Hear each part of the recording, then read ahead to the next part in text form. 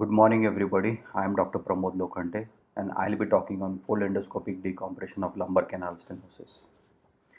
When we look at lumbar canal stenosis, I firmly believe that central and lateral recess stenosis can only be effectively tackled by interlaminar approach, whereas transforaminal approach is the only way to tackle the foraminal or the exit zone stenosis.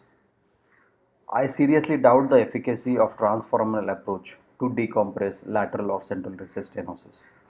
I have my own reservations, and there are many reasons for that. One of the important reasons is that the transforaminal endoscope, it comes at an angle, and unless you resect a significant part of the superior facet, you are not able to access the lateral recess or the central canal. Koichi Saro has been one of the biggest proponents of this technique, and he called this technique as ventral facetectomy. Koichi Saro has been one of the biggest proponents of this technique. He called this technique as ventral facetectomy. If you carefully look at his cases, you see that the superior articular process has been rendered as a thin plate of bone, which can easily fracture post-operatively during movement. In the second case, the superior articular process has been completely removed, and this leads to instability. This is not minimally invasive spine surgery. If you compare this with interlaminar decompression, only a small amount of bone, which is the medial overhang of the facet joint, has to be resected to decompress the lateral recess. This does not lead to instability. The second reason is that the lateral recess is quite a wide area extending in the caudocranial direction. It is almost double the size of the disc space. Transforaminal endoscope does not have the mobility to address this entire area. If it is used, it can only cause focal or incomplete decompression. On the other hand, in interlaminar endoscopy, the endoscope is very mobile. It can be tilted, angulated, rotated in any direction to look into every nook and corner of the spinal canal.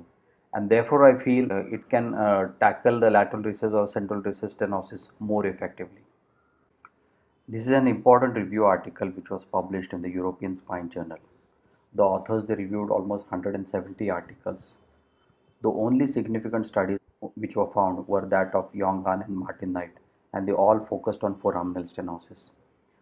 The authors, they concluded that there is no valid evidence on the effectiveness of transforaminal endoscopy for lumbar canal stenosis except in foraminal stenosis. So I firmly believe that interlaminar endoscopy is the only way to tackle central and lateral recess stenosis. The procedure is very simple, and it begins with the docking of the working channel. The center of the interlaminar space is identified, and 8 to 10 millimeters of incision is taken closer to the midline, and the dilator is inserted through the incision till it reaches the ligamentum flavum. Check X-rays are done in the AP and the lateral views, and once the position is confirmed, the working channel with the opening facing medially is inserted over the dilator till it reaches the ligamentum flavum. Final check X-rays are taken, and the position of the cannula is confirmed.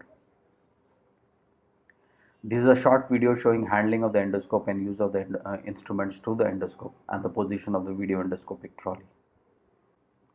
Once the endoscope is inserted, some amount of muscle fibers have to be removed to expose the ligamentum flavum.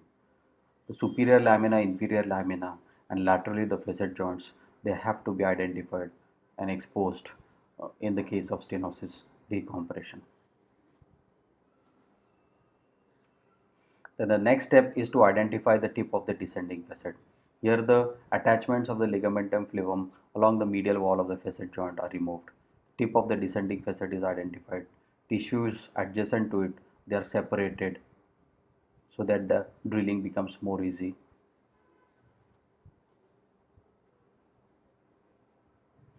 Drilling starts at the tip of the descending facet, gradually continued along the medial wall of the facet joint towards the superior lamina. Drilling is done with the help of a 5 mm oval burr with a side protection.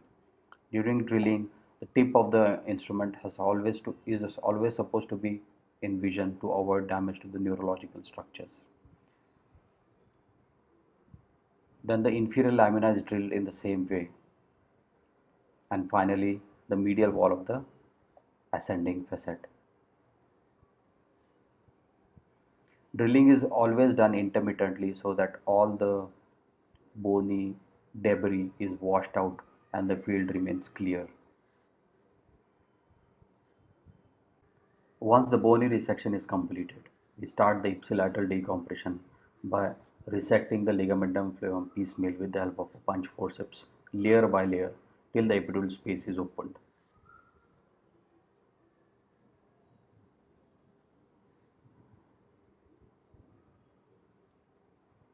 We continue cutting the flavum laterally till we reach the medial wall of the facet joint.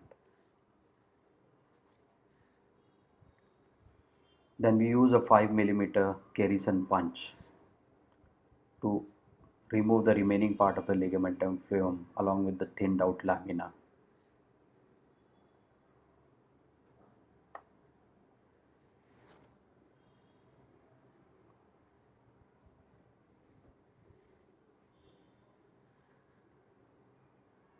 The same procedure is continued on all the sides till complete flavectomy is done.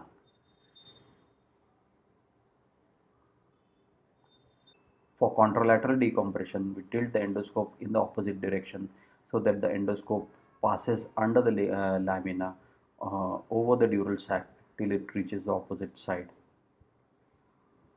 Some part of the undersurface of the spinous process or the lamina may have to be removed.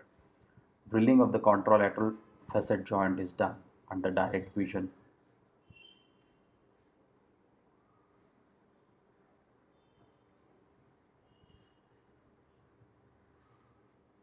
We identify the lateral border of the contralateral nerve root, and the medial overhang of the facet is resected with the help of Kerrison punch till the nerve root is completely frayed on all the sides.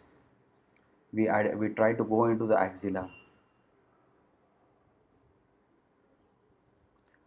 to palpate for any bony spurs, and this is the picture of complete decompression of the contralateral nerve root along with the axilla with the ipsilateral nerve root well decompressed. The extent of the decompression always is from the tip of the superior facet or the ascending facet till the middle of the pedicle inferiorly. The extent of decompression is superiorly the tip of the ascending facet joint and inferiorly the middle of the inferior pedicle.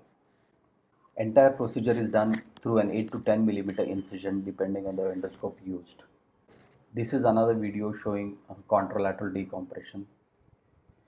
The thickened ligamentum flavum is first removed with the help of a Kerrison punch to expose the nerve root.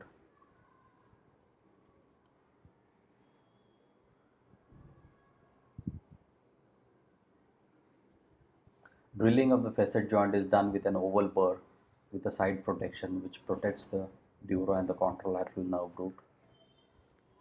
Drilling is always done under high magnification so as to avoid any injury to the neural structures. Drilling should be done intermittently to prevent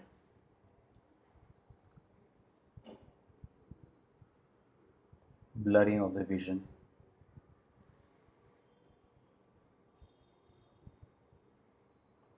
And this is finally undercutting of the contralateral facet joint.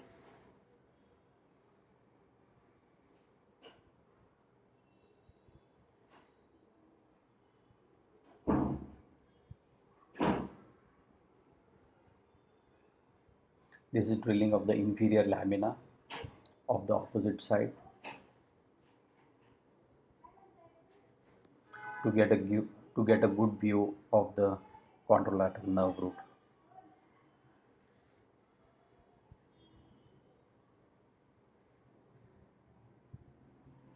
And this is the nerve root of the opposite side being well seen. The remaining part of the facet joint is resected with the help of a tube sheath punch which is smaller in size and can easily go inside. And this is the final decompressed nerve root which is fully frayed. The tip of the bipolar tricoflex handle is used to confirm the decompression, and this is the ipsilateral nerve root. This is another video showing decompression of the contralateral nerve root. This is the contralateral disc. This is mainly ligamentum flavum compression, which is removed effectively with the help of a tube sheath punch till you see the contralateral nerve root decompressed completely. This is the ipsilateral nerve root.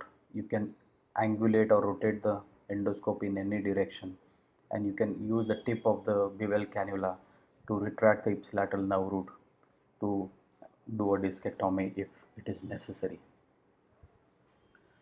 So these are a few case examples. A 65-year-old female with right-sided L5 radicular pain with bilateral claudicant pain since 6 to 8 months. There is severe central and lateral recess stenosis.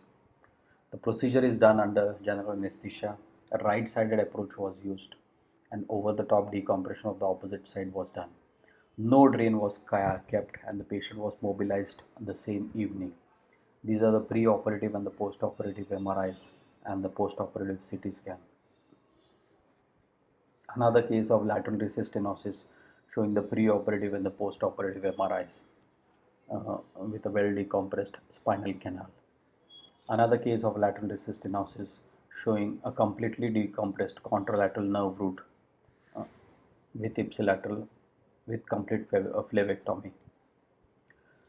So we have done around 52 cases till now.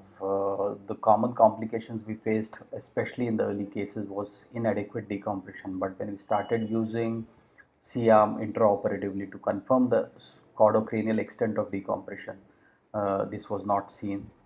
There was one asymptomatic dural tear which did not need any treatment, and the condition was detected only on MRI. There were two cases of transient weaknesses in the leg post-operatively. This was because of high irrigation fluid pressure. We used arthropump in these two cases.